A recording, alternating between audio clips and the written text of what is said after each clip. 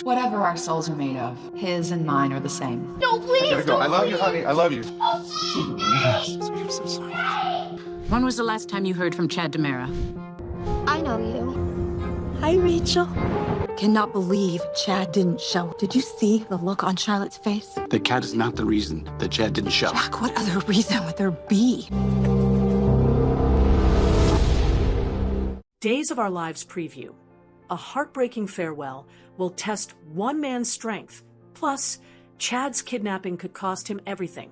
The most recent Days of Our Lives preview suggests that Salem residents won't have much to be thankful for this week, so it's a good thing Thanksgiving is gone. We have more questions than answers now that Chad has been compelled to join Kristen and Tony in the family crypt. Read on to find out about poor Brady. What does the story contain? EJ is unaware that Kat, his Wuthering Heights loving assistant, is conspiring against him with Rafe and the FBI. As Kat's voice recites a passage, the teaser begins with EJ clutching a copy of the book. However, may the tale of Heathcliff's need for vengeance provide insight into the Demera family's current situation? What's the matter with Sophia? On Thanksgiving, Brady and Tate spent as much time as possible with a drugged Rachel. However, she has now been moved to Bayview, and Brady must leave the small child. According to the broader winter preview, we know that Marlena informs Brady that Rachel would benefit more from being in Bayview for the time being. She won't be alone, though. She befriends Sophia right away. She's not as catatonic as she's made out to be, and she has a strange baby voice. Chad, where are you? Considering the impending custody battle over his children, Chad's unannounced visit to the Demera crypt is not encouraging. Jack and Jen will probably get the victory they won after a meeting with a judge, which he inevitably misses. Stephanie's greatest admirer. Lastly, Chicago is the first destination of Stephanie's book tour with Alex. However, a spooky fan mail from someone claiming to have an unwavering love for Stephanie makes Alex a little uneasy. The enigmatic black figure lurks in the corridor, so Stephanie had better double bolt the door as she checks into her hotel room. Is Owen, her old stalker, returning to claim her as his own? EJ stunned and Rachel in psychiatric hospital. This week on Days of Our Lives, from December 1st to December 5th. Expect shocking developments as EJ's memories are triggered, leading to a stunning realization. Meanwhile, Rachel's disturbing behavior lands her in a psychiatric hospital, where she encounters another troubled youth. Gwen takes pity on Xander. Theo and EJ team up to investigate the missing Demeros, and a custody battle for Thomas and Charlotte heats up.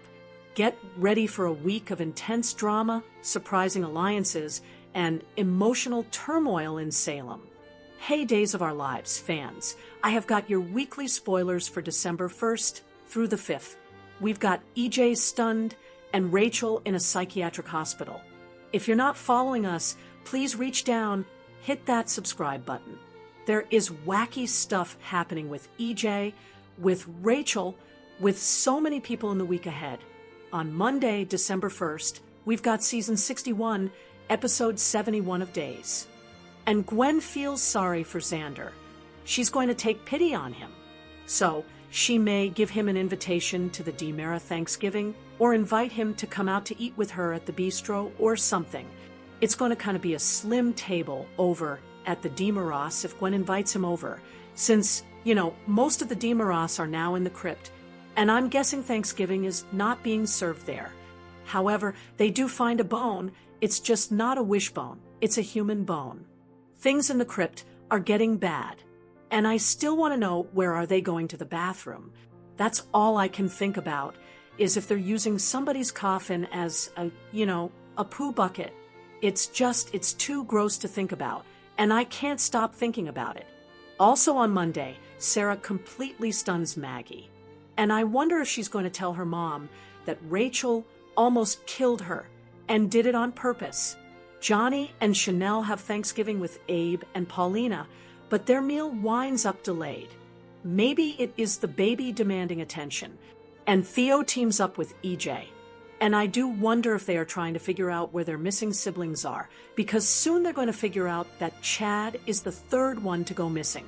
And Theo and EJ may worry that one of them is next. And yeah, one of them is going to be next. Tuesday, December 2nd is season 61, episode 72 of Days of Our Lives. And we've got Belle asking Paulina for support. And I wonder if this is in her role as DA. If Belle is trying to protect Rachel from prosecution while also exonerating Kristen. Now, of course, her escaping prison is another matter, but at least for the attempted murder charges, Belle might be trying to do something to help her out. Leo and Javi have a tense run-in with Gwen. She might be super jealous to find out that Leo is getting married after he ruined her marriage. So, is Gwen going to try and ruin his? I bet she is. Brady tries hard to get through to Rachel, but the bottom line is he has got to check her in over at Baby Bayview in the pediatric wing. And she is begging him, saying, "Daddy, come back." And Rachel's swearing she'll be good. And Brady is just tear-stricken and horrified that he has to walk out and leave his daughter there. But she needs some serious psychiatric help. And we are getting towards the end of her episodes for a while. So there may be a little bit of troublemaking to come before her final exit. Kayla tells Marlena that they've got her diagnosis confirmed.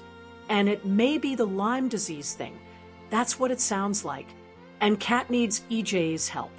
And I wonder what with. Now, we know what she really needs his help with is getting info to bust him. But I think she's going to approach him from another angle. Wednesday, December 3rd, season 61, episode 73 of Days of Our Lives. We have Rachel stunned by Sophia. So, she creeps into Rachel's room at Bayview, and Sophia is grinning like a crazy person and saying, "Hey, Rachel." And, this poor kid is already having a traumatic break. And now she's got Sophia in her face. Marlena opens up to Leo. I'm sure he is happy to tell Doc about his recent engagement to Javi, and Holly is complaining to Ari. And I do wonder if this is that scene from the promo where she tells her to adjust her attitude. We do know Holly's attitude is about to spiral out of control. Tate promises his dad Brady something, and it just may be about them being there to support Rachel through this crisis that she's going through. Obviously, everybody feels bad about what's happened. Brady is still keeping it from Tate, the extent of what his sister has done. But obviously, Tate's going to find out at some point because it's going to make news when they have to reveal the culprit to exonerate Kristen. Now, they can withhold a name, and they should because she's a child, but still it's going to all come out. Keeping secrets is no good. And of course, Brady's now having to rethink everything he thinks about Kristen, now that he knows that she actually sacrificed herself for their daughter. Then on Thursday, December 4th, which is season 61, episode 74, we have got Holly there to support and make Tate feel better. Obviously, he's going to tell Holly that Rachel is in Bayview and that he's just horrified that his little sister has had this, psychological break. And we'll see if he knows more about exactly what Rachel did that got her sent there by the time Thursday rolls around. And Kat is able to trigger EJ's memory by the end of the week. So he is recalling her reading to him in the Italian hospital where he was recovering. It looks like I'll talk about that more in just a second. Meanwhile, Steve interferes and comes between Stephanie and Alex. And we'll see if he is there with her on the book tour. He's supposed to be, but next week, Stephanie enters a hotel room and she's all alone, and her stalker is lurking outside the room. And we are led to believe it's Jeremy, but it looks like that it is not. It's another bad man from her past. We're going to talk about that more in the 2-week spoilers. Rachel is busy bonding with Sophia by the end of the week. And Rachel tells Sophia that Tate said that she couldn't talk. And Sophia is making a shush gesture. I'm worried about these two. They might break out and wreak havoc or something. Chanel is bickering with Johnny on Thursday. They are really debating something. Friday, December 5th, it's season 61, episode 75 of Days of Our Lives. And Kat is offering to make a deal with Jennifer. And Gabby has a warning for Theo. And we'll see if it's just about the DeMoras in general. EJ can't stop thinking about the past. So, it finally all comes back to him. He is hearing Kat's voice. He's got the Wuthering Heights book in his hand. And it looks like he has finally realized that she is the mystery woman that was reading to him in the hospital. Obviously, EJ had no idea who Kat was back then, but they do have this bond. And Kat wants to trigger his memory because she wants to play on that bond, I believe, to leverage him for info. Kristen and Tony catch Chad up on what's going on. You know, what's going on is they're all stuck in the crypt eating lots of food, and there's no toilet. Jack gives Thomas some advice. And of course, next week, Jennifer is pursuing custody, and a judge is asking when was the last time that they heard from Chad. And it looks like that the judge is also talking to the kids. And of course, Thomas says he wants to go with his grandparents. EJ's Italian ghost, Brady's agony, and a predator in the halls. The week in Salem begins under a sky heavy with unspoken words and the weight of memories best left buried. The air itself feels thick, charged with an anticipation that borders on dread, as if the town is collectively holding its breath for a storm it knows is coming. The preview opens on E.J. DeMera, a man accustomed to power and control, now sitting alone in the quiet solitude of his office. He is surrounded by the trappings of his success, yet his focus is entirely on a worn copy of Wuthering Heights held in his hands. This isn't just a book, it's a key, a trigger that unlocks a part of his mind he cannot consciously access. As his fingers trace the frayed edges of the pages, a flicker of something unreadable crosses his face, a shadow of a memory he can't quite grasp. Suddenly, a distant echo cuts through the silence, the soft yet powerful voice of Kat, reading the very words he's staring at. The memory transports him, not to a cozy living room, but to the cold, sterile environment of a mysterious Italian clinic. He remembers the dim, almost clinical lighting, the unnerving quiet of the room, and the faint, comforting warmth of Kat's voice guiding him through the passages of the novel. In that fog of confusion and pain, her voice was a lifeline, a slender thread tethering him to a world that was slipping away. Back then, Kat had no idea she was reading to the formidable E.J. DeMera. She was simply a kind voice in the darkness. But now, things are vastly different. She knows exactly who he is, and that knowledge has become a formidable tool, one she believes she can use to fulfill the mission she has undertaken with Rafe Hernandez. The preview, however, hints at a complication neither of them anticipated. As EJ clutches the book, a look of profound tenderness softens his usually stern features. It's more than just a memory. It's an emotional imprint left by Kat, a connection forged in vulnerability that he cannot easily dismiss. This unexpected bond threatens to blur the lines between their mission and their personal feelings. The more Kat engages with him, even under the professional guise of their duty, the more entangled their emotions become. The very strategy she is employing could backfire, turning their professional arrangement into something far more personal and complicated for them both. Meanwhile, another emotional storm is reaching its devastating peak. The ongoing crisis surrounding Brady Black and his daughter, Rachel, has been a slow, agonizing burn, and it's about to erupt after weeks of chaos, escalating behavioral issues, and the sheer helplessness of watching his daughter suffer. Brady finally receives the call he's been both hoping for and dreading. A room has opened up for Rachel at Bayview. On paper, this is the solution. Rachel desperately needs the kind of professional help, structure, and therapy that Brady, for all his love, cannot provide. Bayview represents a safe place where trained professionals can reach the deep-seated pain that he is powerless to touch. But logic offers little comfort in the face of raw emotion. The moment Brady steps out of Rachel's room to leave, The carefully constructed facade of control shatters. Rachel's voice, raw with desperation and fear, cracks as she cries out for him not to leave her. Her small hands slam against the closed door, the sound echoing the frantic beating of her father's heart. Her sobs are a heartbreaking symphony of fear and fury, a sound that would make any parent's soul crumble. On the other side of the door, Brady stands frozen, his eyes filling with tears as the crushing weight of his decision settles upon him. He leans his head against the cold, unyielding wood, listening to her screams echo through the hallway. Each cry is a fresh wound, tearing into him more deeply. He is a father forced to choose between the temporary, excruciating pain of this separation and the hope of long-term healing for his daughter. And the guilt of that choice feels utterly unbearable. Across town, another family drama is unfolding with tense, legal precision. Jennifer Horton Devereaux, navigating her own grief and turmoil, finds herself making a decision that stuns everyone around her.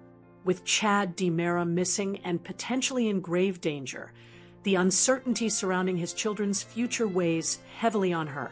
Instead of waiting for news, Jennifer takes a decisive, and some would say opportunistic, step. She files for custody of his children. Her timing is immediately called into question, raising eyebrows and sparking whispers throughout Salem. But Jennifer is resolute, convinced she is acting not out of opportunism, but out of a fierce, protective instinct. Standing in court, she passionately argues her case, trying to convince the judge that she is the only person who can provide stability in the midst of this chaos. However, the proceedings come to a screeching halt when the judge looks her directly in the eye and asks the one question she has been dreading. Do you know where Chad DiMera is? There is no way to soften the truth. Jennifer is forced to admit that nobody knows. That single admission slams the brakes on her entire plan. The judge makes it clear that they cannot legally proceed without either finding Chad or having him officially declared missing for a specified length of time. Jennifer's bold move may have backfired, creating resentment and legal stalls while the mystery of Chad's disappearance grows more urgent with each passing day. The preview then shifts to one of its most chilling and suspenseful moments, centered on Stephanie Johnson. She appears cheerful and carefree, wheeling her luggage down a hotel hallway. For a fleeting moment, she seems relieved, enjoying a quiet respite from the constant chaos that has engulfed her life. She pushes open the door to her room, completely oblivious to the danger that is just steps behind her. The camera pans back to reveal a man dressed in a tight black leather jacket and gloves, his movements deliberate and purposeful. He is walking with an unnerving confidence, keeping pace with her, a predator shadowing his prey. He doesn't rush. He doesn't hesitate. He moves with a chilling certainty that exposes his sinister intentions. He knows exactly what he wants, and he watches Stephanie like a hunter preparing to strike. Stephanie, completely unaware that she is being followed, has no idea that her small bubble of peace has been invaded by a menacing presence.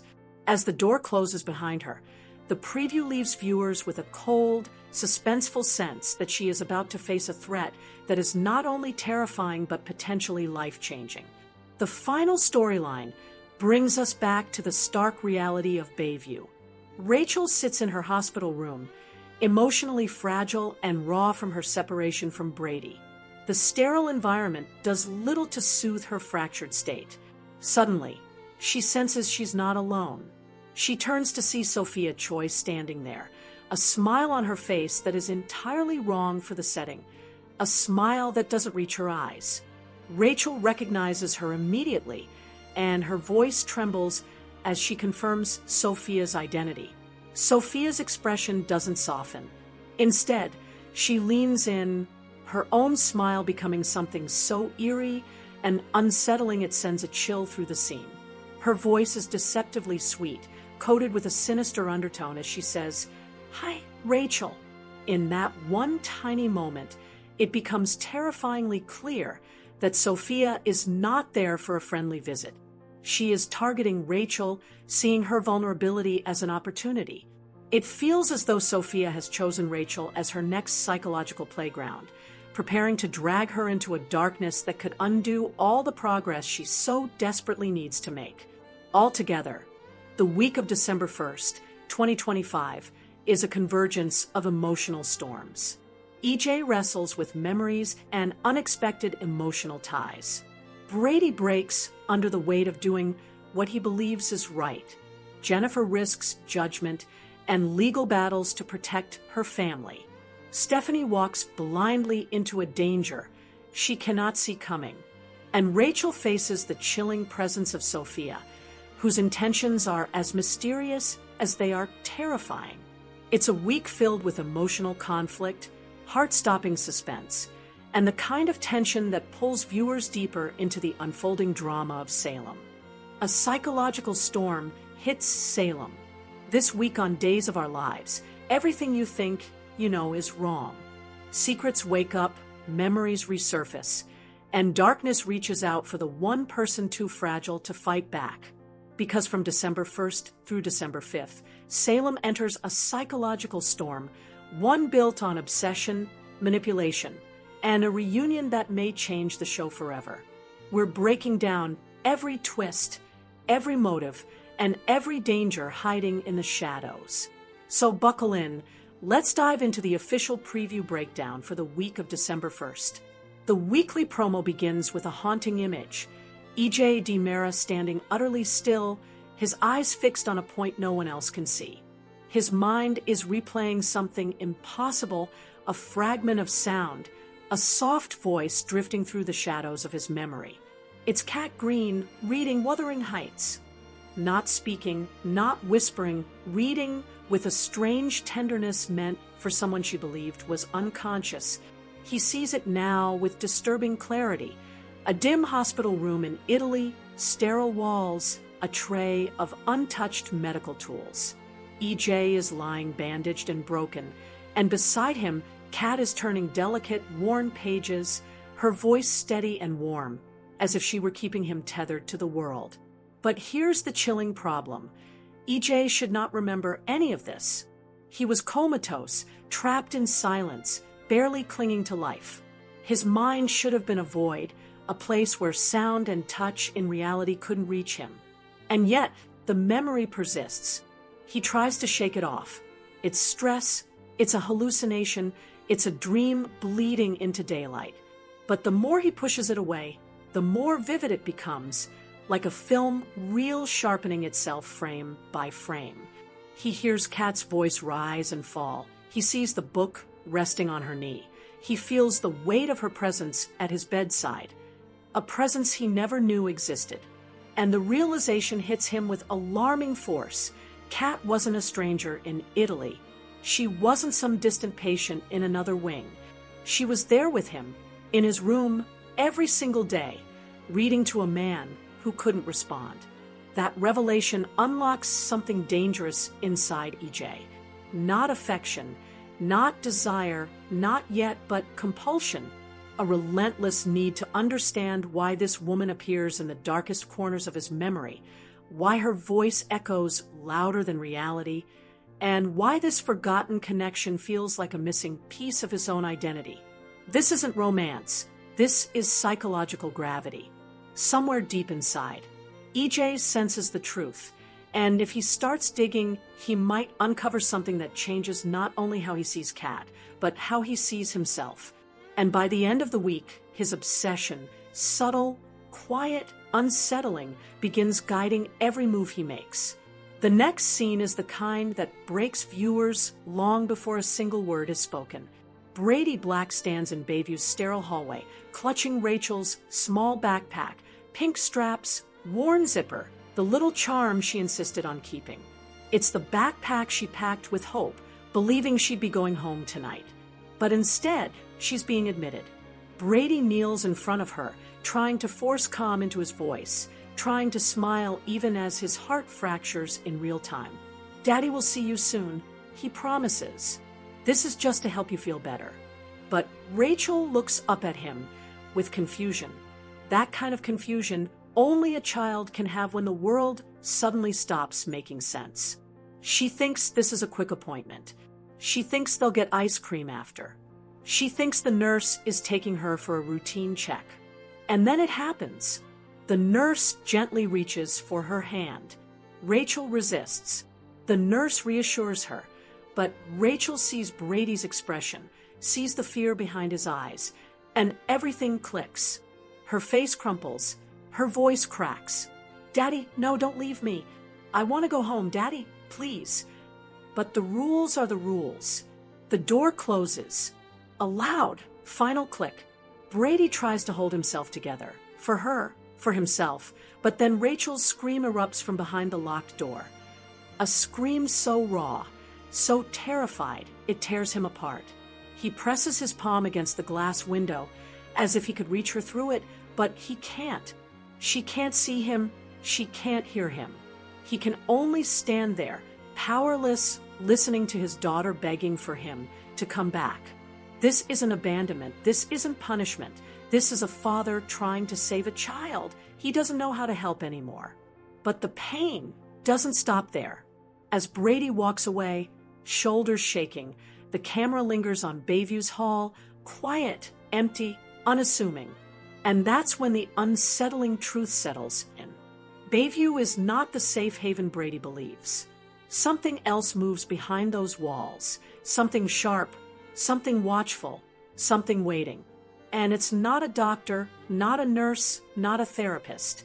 It's Sophia, a patient everyone believes is lost inside a catatonic fog, a girl confined to silence, stillness, and blank stares.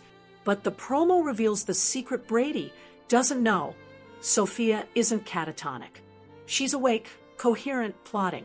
The moment she hears Rachel has arrived, her eyes flicker with life. Brady thinks he left Rachel in the safest place possible, but viewers know the truth. He has delivered his daughter straight into the hands of the one person she should fear most. For weeks, Salem believed Sophia Choi had vanished into her own mind, swallowed by trauma, frozen in a state that doctors labeled untreatable. Nurses whispered that she didn't respond to sound. Orderlies said she didn't track movement. Visitors felt unsettled standing near her vacant stare. To Bayview, she was a ghost occupying a living body. But the truth fans finally see in the promo is far more terrifying. Sophia Choi has been awake the entire time. Not numb, not absent, not broken. Awake, alert, calculating. Every second she spent staring into space wasn't emptiness. It was surveillance. She was studying the staff, learning routines, listening to conversations she wasn't supposed to hear, absorbing every detail of life inside Bayview while pretending to be a harmless, silent shadow. And then she overhears the name she's been waiting for, Rachel Black. The moment those words leave a nurse's mouth, the transformation begins. Her eyelashes flutter, not in chaos, but in choice. Her pupils sharpen, her jaw tightens, her posture changes, shifting from limp to predatory in a single breath. This isn't recovery, this is activation. When Rachel arrives, scared, crying, disoriented, Sophia steps out from the darkness of her room and positions herself behind the cracked door of Rachel's cell. A silhouette at first, then a face, then a smile. But not a warm one. A smile that stretches just a little too slow, lingers just a little too long. A smile that says, "I've been waiting for you." Rachel freezes because she recognizes her. Sophia isn't just another patient. She is the girl who once claimed Tate Black got her pregnant, a lie that detonated lives, destroyed trust, and ended with Sophia spiraling into the episode that sent her straight to Bayview. Everyone assumed that breakdown shattered her mind beyond repair. But now Rachel sees the truth.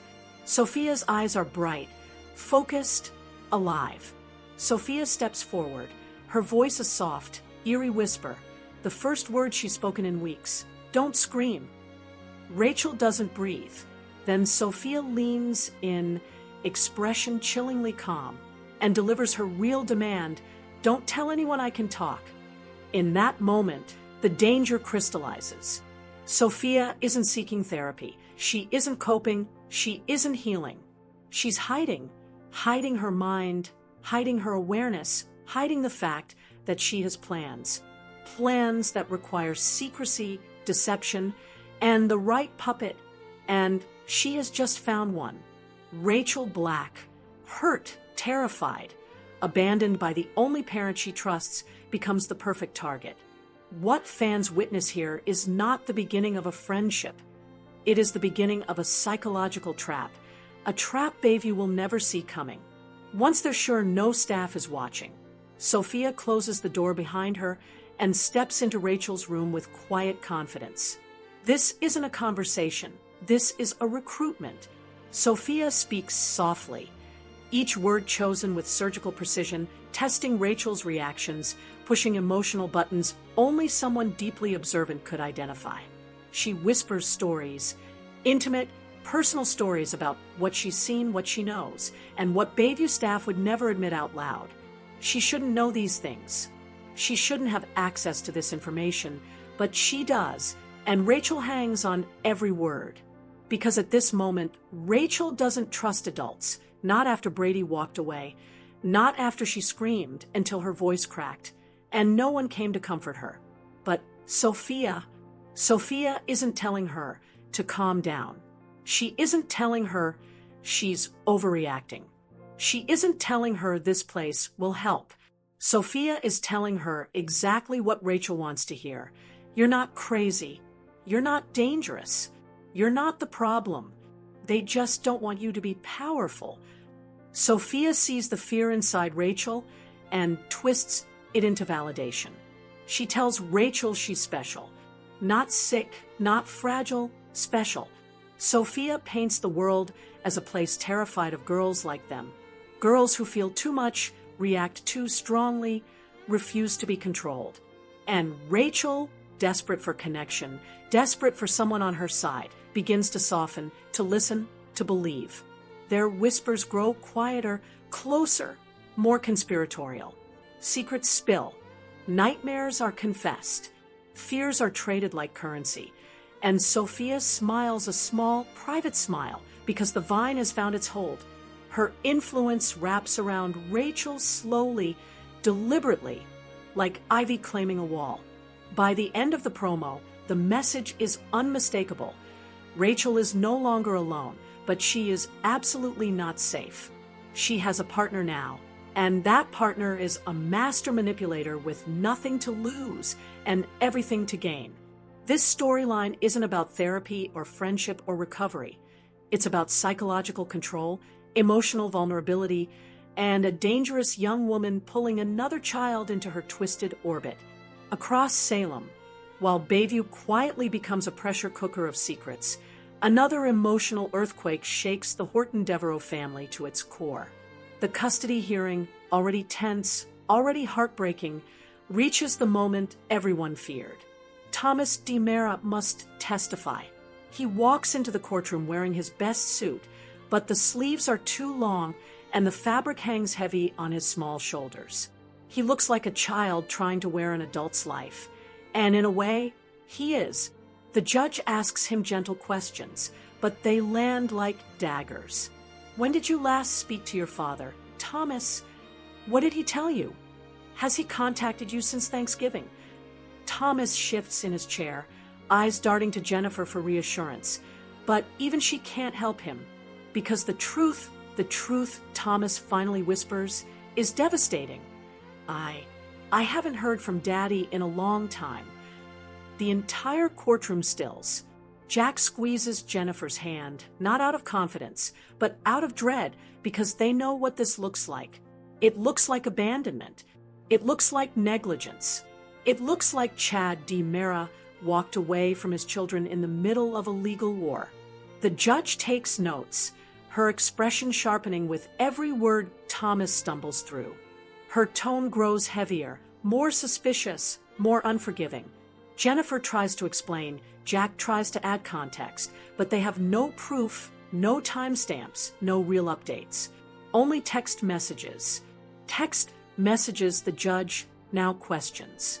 Mr. Devereaux, are you certain these messages came from Mr. DiMera himself? How can you verify them? The silence that follows is suffocating because the audience knows the truth. Those messages aren't from Chad. They're from his captor. Somewhere beneath Salem, in a cold, isolated chamber, Chad sits chained alongside Tony and Kristen.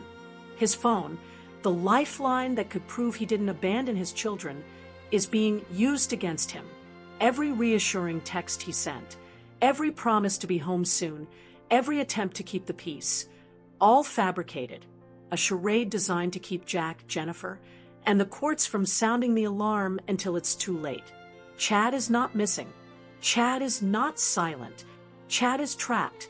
And with every passing moment, the custody case tilts away from him, inch by inch, lie by lie, as the judge prepares to make a ruling based on a false reality. After the courtroom tension fades, the promo cuts sharply to a new scene, darker, quieter, and somehow even more disturbing. Stephanie Johnson arrives in Chicago, exhausted but hopeful. Her book tour should have been a moment of pride, a chance to rebuild, a chance to step into a future she fought hard to reclaim. But the moment she enters the hotel hallway, there's a shift in the air. The lights buzz faintly. The corridor feels too long, too empty, too silent. And the camera lingers behind her, just far enough to create unease. She wheels her suitcase forward, fumbling for the keycard, unaware that just beyond the frame, someone is watching. A shadow slides across the far wall, barely visible, deliberate. Stephanie unlocks her door, pushes it open, steps inside, and right as the latch clicks behind her, the real horror begins. A dark silhouette moves into view. Not an intruder, not a thief, not some random hotel guest. This figure knows how she walks, knows how she checks her surroundings, knows the exact moment she drops her guard because he studied her before. A gloved hand lifts slowly toward the peephole. A camera lens catches the light. A small, sharp glint that lasts less than a second but tells the audience everything. He's recording her. Her footsteps approach the door. Too slow, too controlled, too familiar. And then the promo gives us the name viewers feared. Owen Kent. Stephanie's former captor. The nightmare she worked years to escape. The man who once took her freedom and nearly took her life. He's back. Not with violence, not with force, but with patience, the kind that only a stalker with unfinished business can possess. This isn't random. This is personal. And Stephanie, inside the room, blissfully unaware, sets her suitcase down and exhales in relief, completely unaware that the past she fought to bury is standing just inches from her door. This storyline isn't about a simple threat. It's about trauma resurfacing, a predator returning, and a woman who thought she had outrun fear only to find it waiting for her in the hallway of a hotel hundreds of miles from home. The week of December 1st to 5th doesn't just deliver drama, it delivers shockwaves. Every storyline pushes Salem out of the realm of everyday conflict and into something deeper, darker, more psychological than anything the town has faced in years. EJ's mind opens a door he didn't know existed, revealing a buried connection to Cat Green that could realign every personal and political bond he has. Brady's emotional collapse at Bayview becomes the exact moment Sophia awakens, choosing Rachel Black as her new pawn, her new project, her new weapon. Inside Bayview, an alliance forms that no doctor sees coming, a partnership built not on friendship, but on manipulation, secrecy, and shared instability. Across town, Thomas is pushed into adulthood far too early, forced to testify in a custody case warped by deception, while Chad fights for survival in a hidden prison. And hundreds of miles away, Stephanie looks over her shoulder too late, realizing her past is stalking her future, step by step, door by door. This is not just a setup. This is the beginning of a December where nothing is stable, nothing is safe, nothing is predictable. Secrets are awakening, villains are returning, alliances are shifting, and children, the most vulnerable characters in Salem, are being pulled into battles they can't understand and can't escape. As the promo closes, one message becomes undeniable: the storm isn't approaching. It has already arrived, and every character in Salem is about to be tested.